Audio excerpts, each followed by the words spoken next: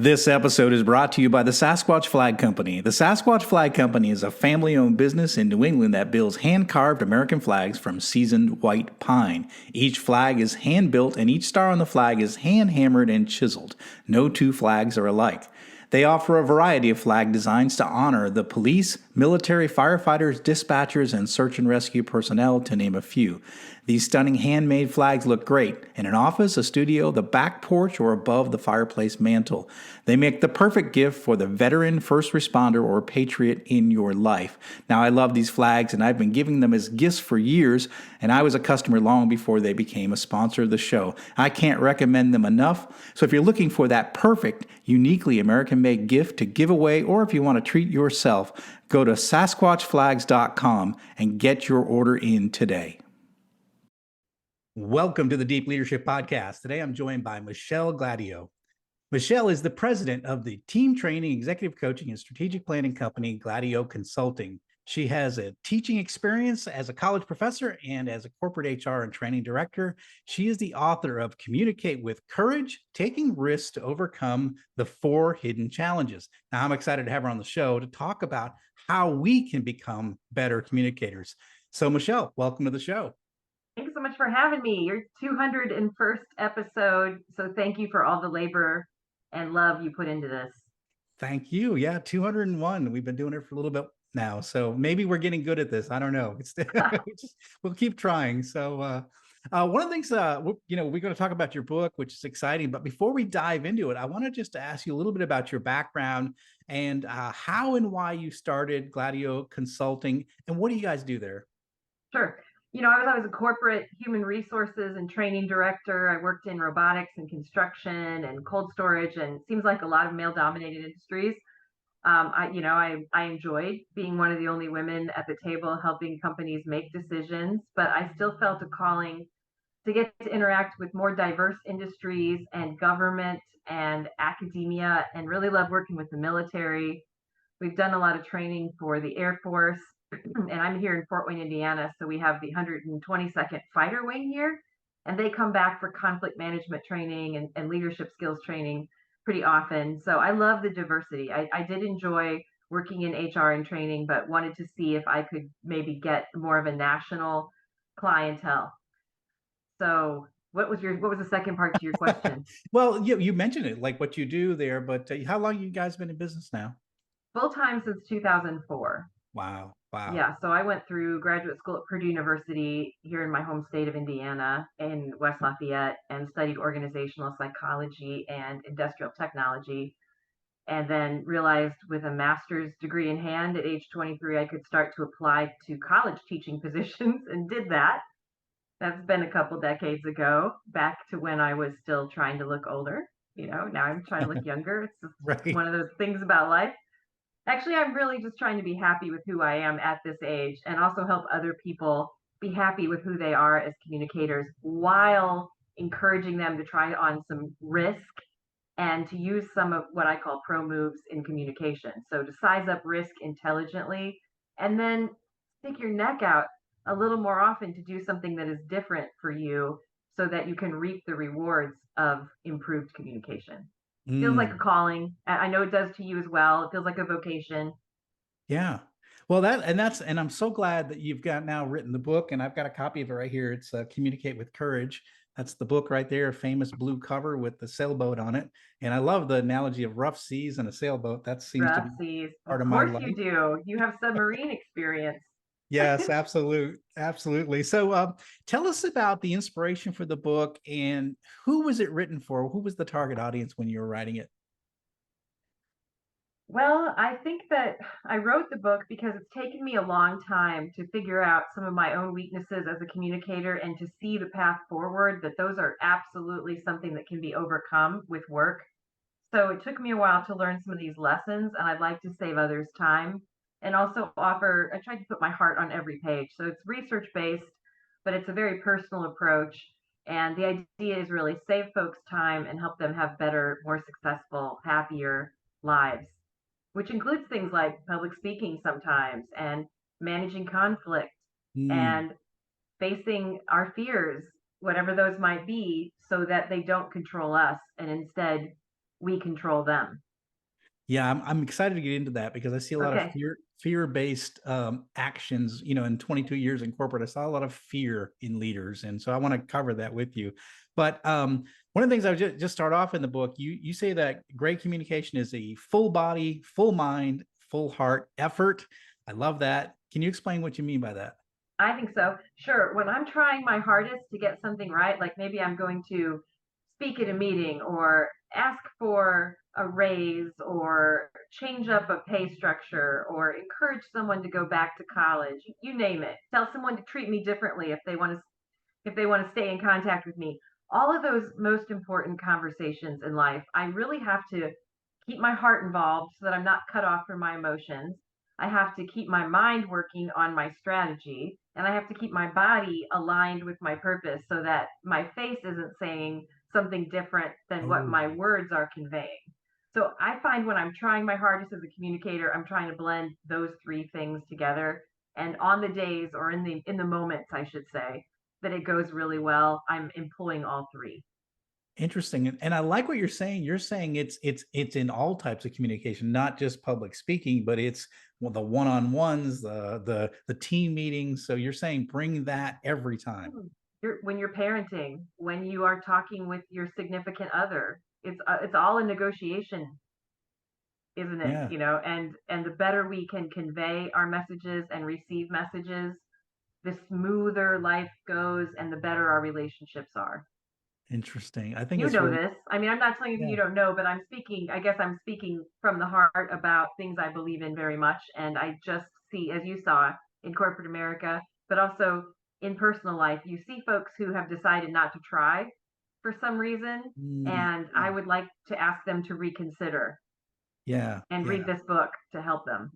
Yeah. And especially I would say since we came out of the pandemic, what I'm seeing is people struggle with the normal face-to-face, person-to-person communication. My wife is a kindergarten teacher, and she says she's the kids have been they've been on devices their most of their, for the last 2 years. And so they struggle with face-to-face body language, being, having listening and being respectful. And it's like we've forgotten how to communicate in the past 2 years where we're doing a lot of things online. So I think this book is a very important right now, I think more than ever.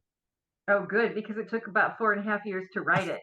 And it's short. That makes it sound long, but I always say it's a short book, but I've learned that it's hard, not harder maybe in some ways, or it's very challenging to Yeah. encapsulate the best advice that you can give at whatever age you are and to keep it, something like Yeah. that you can throw in a purse or in a briefcase. Yep. I wanted it to be portable and, I think comes in about 170 pages or so, 10 short chapters, a pro move and an exercise to try at the end of each. I love that, and I would say this: you're more likely to get more eyeballs on it when it's smaller because we're all so busy. And I think it's a great move. And you're right; it's harder to condense a lot of information in a smaller book than to just throw it all out there, everything you know about a subject, and then nobody reads it. And then why did I do all that work, right? So it's good Right. to bring it down to where people can tackle it. So in the book, you've identified 4 obstacles that keep us from becoming the best communicators we can be. Can you describe those for us so we get a feel for it? I'd be happy to. And as I have noticed, sometimes I'm falling into two or three of these in any given day. And then I will have one licked and I think, I got that. I figured out why I was doing that and I chose something else to do and I'm doing better. And then it might come back around. So I don't think we ever Yeah. graduate from the school of communication, but here they are. The first that I've seen through my coaching and teaching experiences, some of us are hiding from risk because we're afraid of exposing where we might not stack up to others. And we're often comparing ourselves to others unnecessarily. So when we're hiding from risk, we need to get clear on our values and then take risk where it aligns with our values, where even Mm. if we fail, we're going to be proud that we took the risk. Yeah. The second hidden challenge I call defining to be right. And I don't know if cussing is allowed on this podcast, but Oh, that is just being so damn sure about sometimes everything. We all know these people who, you just can't tell them anything. yeah. And that's usually based in fear. And what we Yes. need to do to overcome our defining, being quick to judge, or putting too much stock into our assumptions, what we can do about that is test our assumptions rather than assume that we're correct or assume how we understand how other people see the world because we only see the world through our eyes. Yeah. The third is rationalizing the negative. This one really gets under my skin. This is when we shield ourselves from taking chances to say the hard thing or listen, maybe do the hard thing. It's not always about speaking, but when we're rationalizing the negative, we might miss a chance to apologize or negotiate for ourselves or others. We can always lift others up with our communication. We might have a hard time saying, I love you, or asking for help. And so we need to start putting a little more faith in positive outcomes. And of course, the book goes into some specific, true, real life stories, but things that folks can do to overcome a pessimistic mindset. I Mm. believe it takes courage to be an optimist. Yes. I'm not advocating that we proceed through life like everything is sunshine and roses and perfect. It's obviously not, but it does take some inner courage to try to imagine a positive outcome when our self-talk is saying things like he doesn't care, she's not going to listen, they're not going to change, there's no point, I can't affect anything here, so why would I try? And that's a Right. hill I'm willing to die on. Like Yes. that's BS. Many times, if we give it our best effort, we might set something in motion that creates a change down the road that we might not even live to see, or we might Right. not see it directly. But I do believe, and I have seen it thousands and thousands of times, that it can work to Yes. let go of the negative assumptions. Yes. Fourth is I was just going to make a comment on that. sure. One of the themes in my second book was this idea. They taught us on a submarine is when there was a fire, we ran towards the fire, not away from it. So in an office building, you run away from it, right? And you call the professionals. Well, there are no professionals. We were the professionals. We were trained as firefighters. And what I saw when I came to corporate is that when there was a problem or something to be confronted, everybody sort of moved away from it, not towards it. Blame. Yeah, exactly. So part of that, is that rationalization is like, oh, well, that's the way that person is. I'm not going to talk to him. And so you have this burning ember that's out there inside the organization. You don't confront the issue because you're out of rationalization. I can see that. And I see that time and time again in corporate where people didn't address an issue because they rationalized it away. And sometimes people have been hurt or burned in the Yeah. past when they tried. And so they fall prey to a pessimistic mindset, assuming that's how the world is. And as you know, you really can find whatever you look for in Yeah. relationships, in communication, and in the world. Yes. Yeah, absolutely. And the fourth issue is what? Yep, that fourth hidden challenge is settling for good enough. Like, Yes. this is what I have to do to get by. Mm, And I'm not suggesting that we have to always be striving, right. but I think that out of a couple thousand decisions we make from waking to sleeping in a given day, we should maybe pick a few things that we want to give voice to or want to listen to more fully or spend a little more time on that email or text or phone conversation. Perhaps take some time to offer sincere praise. The ripple effects, I believe, create a better world for all and our legacy. So that fourth hidden challenge is settling for good enough. And I am I am writing and speaking to people through the book to try to illustrate that there are more rewarding outcomes when we choose a few areas to stretch within. I So love that. those I are the really do. four. Yeah, I love that. And, coming from a military background, we always would say like close enough for government work. That was the sort of the expression. And we were dealing with nuclear weapons and nuclear reactors. So close enough wasn't good enough when it came to what we Uh-uh. were doing. So I love that idea of not settling for good enough, especially when we're having these high quality one-on-one conversations with our employees. It's put away the distractions, focus, listen, communicate very clearly. Those are really important things. And when you're a boss that does that, you get a lot more respect and you get a lot more I don't know, just you have employees that definitely want to be part of your organization when they see that you care, and you do that when you put excellence into your communication with employees, for sure. As you just said, and I know your podcast mission is to build a world with better bosses. I wish that more bosses would ask their employees, hey, I've been studying communication, or I read this book, or I'm listening to this podcast, and here's the challenge that I received from it. So I'm offering this as an assignment. to your followers now and my readers. And that would be go ask a few people, hey, what do you think I do well as a communicator? And what's something that you notice I could sometimes do differently or better? Now, I'm putting qualifying words in there to make it a little bit easier on the boss's ego and also on the employee or coworker who's going to respond. And you could ask your boss, you could ask your significant other, you could ask anyone this. We call it the feedback challenge. And regularly as an executive coach, I ask leaders to go ask 12 people in your organization to share one thing they like about your communication style and one thing they think you could do differently or better. And then I instruct the client to say, thank you, I'll think about this, regardless of what they receive. Yes. Get away from, I just get away from the person as soon as possible and really do think about what they've said and look for something that's true within it. And you might find something useful, you might not, but the employee or coworker will never forget that you asked because Yes. it's so rarely done. It's exactly it. You stand out from the pack as a leader when you do these things because you're right. It's so rarely done. It might Absolutely. be done in a fancy 360 performance assessment where everything is Yeah. made anonymous and detail That's is not. scrubbed in many ways. I'm a fan of I look at you or I call you or email you and say, hey, John, I've got a challenge, Yeah. an assignment, and you're welcome to respond. You don't have to, but sometime this week, could you get back to me with what's Yeah. something you like about my communication and something you think I could do better and what valuable information I have there? Because if you say, I love working with you. I do wish that you could get back to me sooner with email responses. I'll know that now about you, and I Yeah. can prioritize that if I want to improve our communication. Yep. So I love anyway, it. come on, bosses, use your positional power.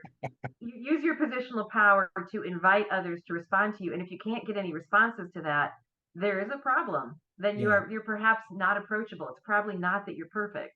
Yep. It could be that you're not seen as approachable, and the book goes into, of course, and then what? Yeah. Oh, this is great. Great feedback. Great challenge, leaders who are listening in, right? That's a great challenge. Do that. Find out a couple of things that you can get better at with the communication for sure. Great challenge. So Further, I would say that most of us go ask our favorite people. yes, We, yes. we we're willing to accept feedback from people who we have an easy time communicating with. So I Yep. further challenge our listeners and participants to ask a few people from their out group, as I call it. Yeah. Those are the folks who get less eye contact, Yep. less information sharing, less praise, and less coaching and less trust from you because it either went sideways somewhere, that relationship's a little sideways, or you don't see them as often, or they're 2 levels away. Reach out. And that way you expand your in group just by inviting feedback. Yeah. Wow, fantastic. I love that. Great advice for sure. So, one of the things you talked about was hiding from risk. So, how can someone recognize that they are hiding from risk, which is that it's the first of the hidden challenges? So, how can they recognize that they're doing it? What are some characteristics that that would be like that someone could say, "Oh, I guess I must be hiding at this point." Yeah, good question. I kind of want to grab the book now and kind of rifle through that chapter, but I'll just summarize at a 30,000 Yeah. foot view. You know you're hiding from risk when you feel regret. Ooh. The Yeah. person leaves the organization with no forwarding address before you get to tell them that you appreciated the mentorship, or the person leaves the planet and reaches the end of their lifetime and you didn't have the important conversation. Or you put your head on the pillow at night and think, I should have stuck up for that person.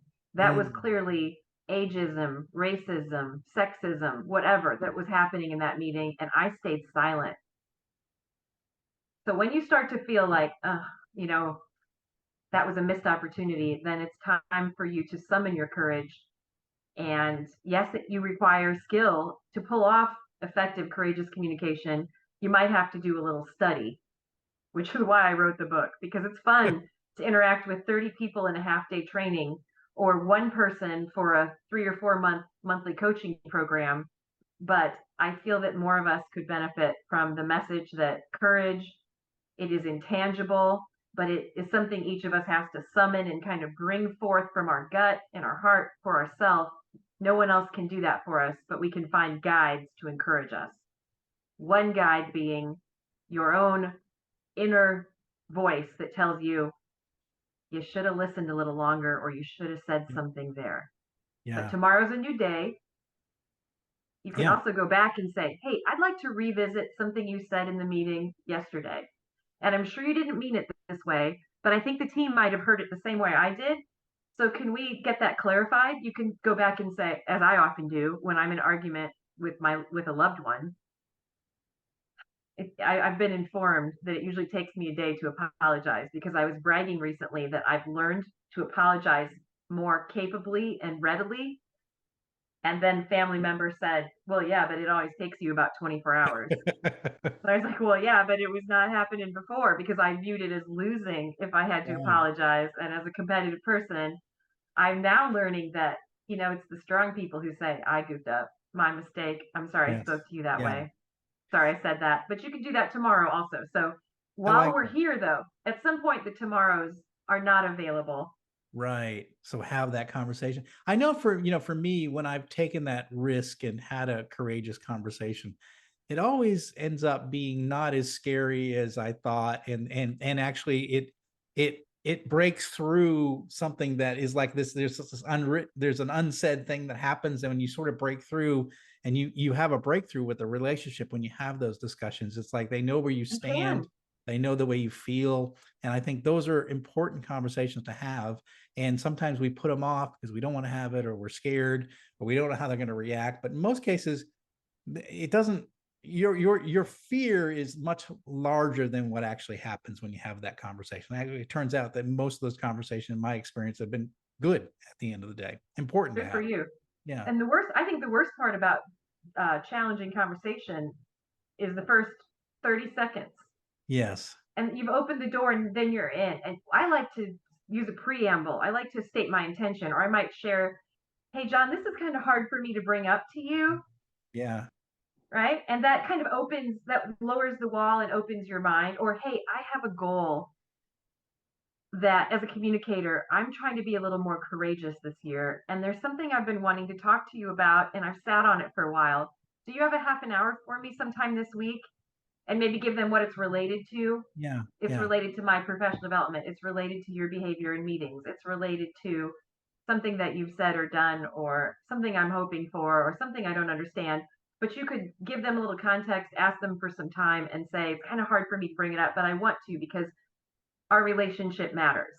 Yeah. Now their ears are going to be open, Yeah. hopefully. How many times do we hear where employees, we have to let go an employee, or we go through some progressive discipline and they say, well, I didn't know, nobody ever Yeah. told me that I was, rude or disrespectful, or all the things that people get, in trouble for. And it's because no one had the conversation. So they say, I didn't know. And it's like, well, some people don't have that self-awareness, and they're not seeing the reactions of faces in the room when they say certain things. So yeah, you have to have those conversations. Don't assume that they already know that they're a problem, or that they're creating a problem in the team. So yeah, you have to have those And if you're a discussions. supervisor, you have a special duty and Yeah. honor. Yes. When you stepped over the line from employee to supervisor, you decided you were going to coach humans, period, end of story. Yes. And you cannot just lead, as you know, you can't lead technically without trying to lead interpersonally to your best ability as well. If you have to take someone aside for a challenging conversation, you can say, hey Joe, hey Jane, I know you mean well, but I need to talk to you about this. And I would want you to share with me. And you Yep. could even end the conversation with, do share with me. Now that we've talked about what I'd like to see you do differently, is there anything you'd like me to do differently? You can still retain your positional power while sharing feedback. I love that. There's so many good ways to go about it. And I always think, even if I tell them or share my perspective with them and they turn a deaf ear, at least they've got that data point. And sometimes with me, to grow as a human and communicator, I've had to hear the same criticism 8 or 9 times throughout multiple scenarios and years in my life before I finally believed that everyone wasn't making it up, or Yeah. before my ears opened. So Right. you could Right. look at yourself, supervisors and leaders, look at yourself as part of the effort instead of part of the problem by not saying anything. Yes. Yeah. Fantastic. Very good. Very good And then advice. call John or myself if you want to talk Yeah. through a scenario, because it's helpful, when we actually know the scenario that is keeping someone from speaking about an important issue. The background is always helpful to have. And I think you and I are happy to get those phone calls. Absolutely, and like I was saying earlier with the fire, it's if you don't address some of these issues, that the fire can get bigger, and it can really affect your organization. If you have a toxic employee, for example, and you don't address the issue, that's a Oh, fire that's in your team that can really bring everybody down. And so I think those difficult conversations are really, really important. They're the smolder, they're the fire that can grow into something much bigger if we don't address it. So excellent feedback and excellent just a tips for the leaders that are listening in as far as having those difficult conversations. So I want to switch gears a little bit. Public speaking. Yeah, this is like the biggest fear that people have. A lot of it's one of yeah. the biggest fears, and it's interesting that they have it. So many people are afraid to get in front of an audience and speak. And so you coach leaders, you coach people that are going to have to do this public speaking. How do you advise them to begin a journey to have a more enjoyable public speaking experience? How do we get them away from that fear of getting up in front of everybody and afraid to look foolish? So Well, I would say it's a beautiful natural high. This is one of the healthiest highs that you can find. For some, it might be as exciting as riding a roller coaster. For another, it might be like getting a small gift. But there's definitely a dopamine hit that yes. comes from connecting with an audience, whether it's 5 people in the Monday morning meeting or 500 in an auditorium somewhere or at a wedding. So it's worth doing, and only you have your unique voice and perspective on life. And it does not matter what you look like, at least it should not matter to you other than being professional and prepared. So I like to think of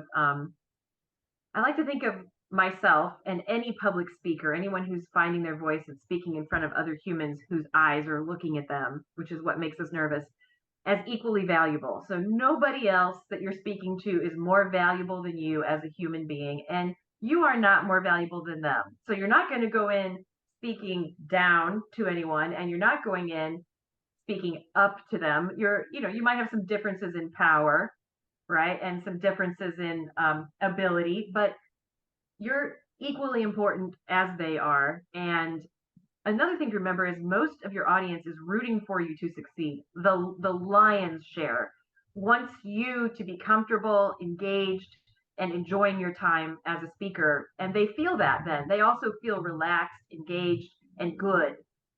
A pet peeve of mine, and I try to avoid it myself, is people who get up and confess, like, well, I'm not a public speaker and I don't want to be doing this. Okay, don't tell us that. Tell Yes. a friend that, Yeah. and then keep that to yourself, because what you project and what you speak, we can feel. So do your audience a favor and allow yourself to prepare well. And I offer some methods for doing that in the book. And then enjoy your time to share your unique perspective, remembering you're equally valuable as a human being with every right to be there.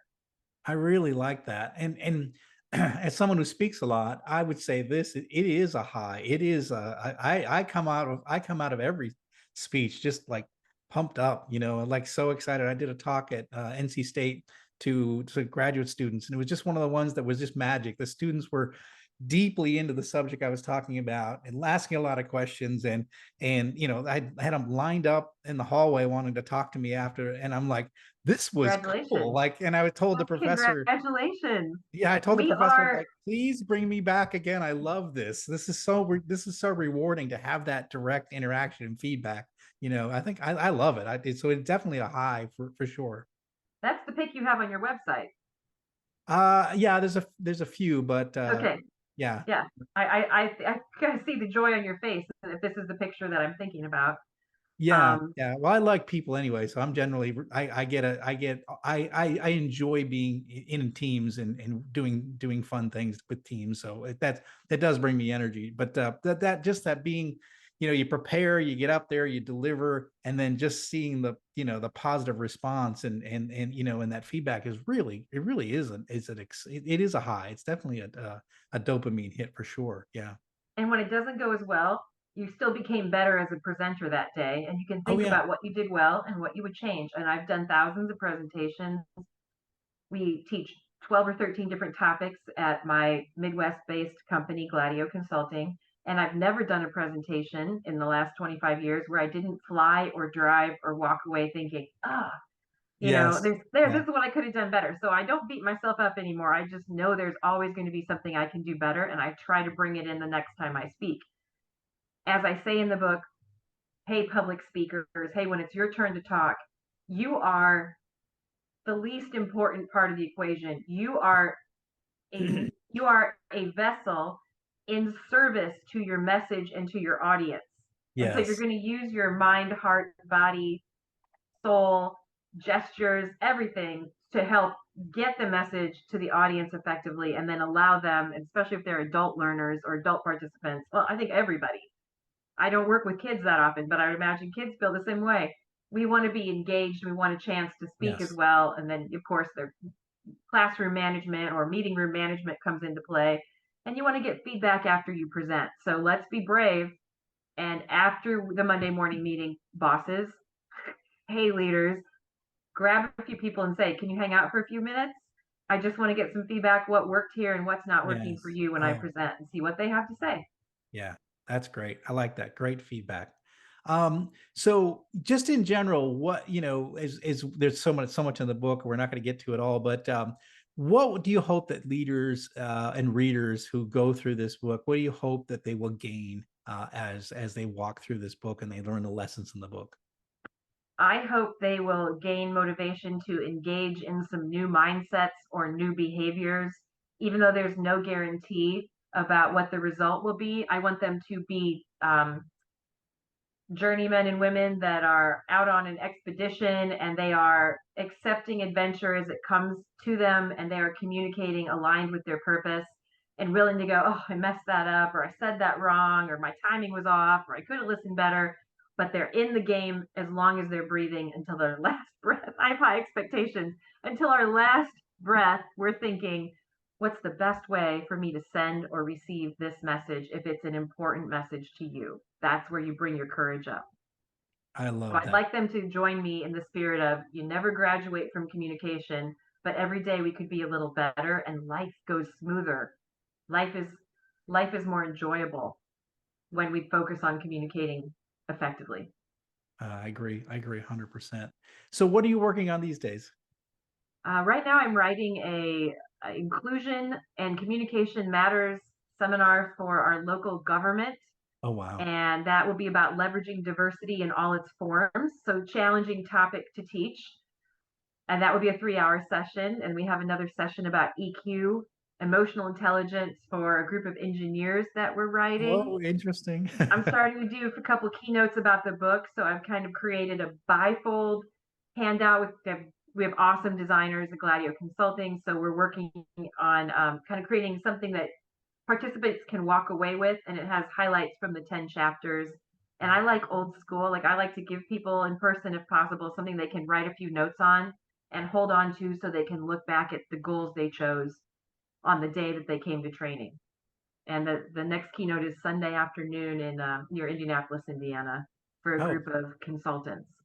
fantastic. And I would I'm a say, little nervous too, based on what you said. The pandemic happening, and we've yeah, been doing a lot of Teams and Zoom, and yeah, I'm yeah. a little nervous too. I hope I still have my mojo when I'm in the room with the actual people. Yeah, yeah. Well, you will. It all comes like riding a bike. It'll all come back I to you. hope so. I'm sure the first 30 seconds will be the hardest, and then the nerves will probably settle. Yeah, yeah. That's it. That's exactly it. Yeah, it's like the whatever, the 5-year-old on a bike. They're a little unsteady in the early days, I and then they get remember off that. on it for sure. But so this is fantastic. So how can our listeners find out more about you, your company, and this new book? We work hard to put out relevant personal development, professional development posts on Instagram at Gladieux Consulting. So we'd be honored to pick up some followers there. We're on Facebook and on our website at gladieuxconsulting.com. We have just stocked it with all kinds of e-fillable, downloadable, short exercises. We have a small research team. That's super fun because I can say, like, I wish I was more patient. Can you please go research as many journal articles as you can find about building patience and then summarize it? We never go past 2 pages on those because we know everybody's busy. There's some about breaking up with worry, impression management. So just coaches corners, real life Q&A. And finally, I would mention if they do visit our website, gladioconsulting.com, you'll see an opportunity to sign up for our quarterly e-newsletter. And I have a lot of fun writing that. It's called Breakdown. It's named after one of my favorite Tom Petty songs. Aha. Um, I'm a big rock and roll fan, so there's always a music video that's within this newsletter. It's meant to inspire and uplift people, give them a little break in the day. So those are some ways, and all the contact information is at the website.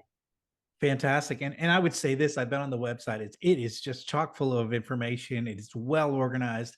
It's probably one of the best websites I've seen for leadership consulting that I've been on. So lots of Ooh, good I'm going to make information on it. sure the team hears that you said that. Thank you, Yeah. John. That means a lot. It's crazy Yeah, how much no. time it takes to create something like that, right? No, it's easy to navigate. There's lots Good. of ways to learn on that website. So leaders, if you're looking for a resource, that's going to be a good one. And we'll put the link in the show notes for the website, Instagram, Facebook, and then again, encourage you to sign up for that e-newsletter because you're going to be getting good content that you can apply right away as a leader. And again, the book is, I'm going to put it up to the screen. Those on YouTube, it's Communicate with Courage. And it's got the blue cover with the sailboat and the rough seas. And I love the book. I love what you're doing with the book, and I really appreciate Michelle you coming on the show and giving us a lot of things to think about when it comes to courage. I appreciate you coming on the show and sharing all this. Hey, me too. And I'm just going to keep working right along with you. I just want to be a better human. I want to be a happy human, and I want smooth communication whenever I can get it. So I'm going to keep working those angles that we've talked about today also. Fantastic. And I will too. It's a never ending journey. I feel like I've been doing it for 3 decades and there's so much still to learn and there's so many ways to get better. And if we as leaders are not continuously improving, we're becoming dinosaurs. So we got to keep getting better in our leadership journey every day. And right now, especially, people depend on us. And so we've got to be able to be good leaders and we need to be strong leaders and we need to be good communicators. And I think what you've given us is a lot of things to think about to become that good leader or good communicator, excuse me. Yeah. It's been my honor. All right. Thanks again. You got it. Well, that's it for today. Thank you for listening to Deep Leadership. If you like this podcast, please subscribe and share so we can continue to build a world with better bosses. Until next time, this is John Rennie saying take care and lead well.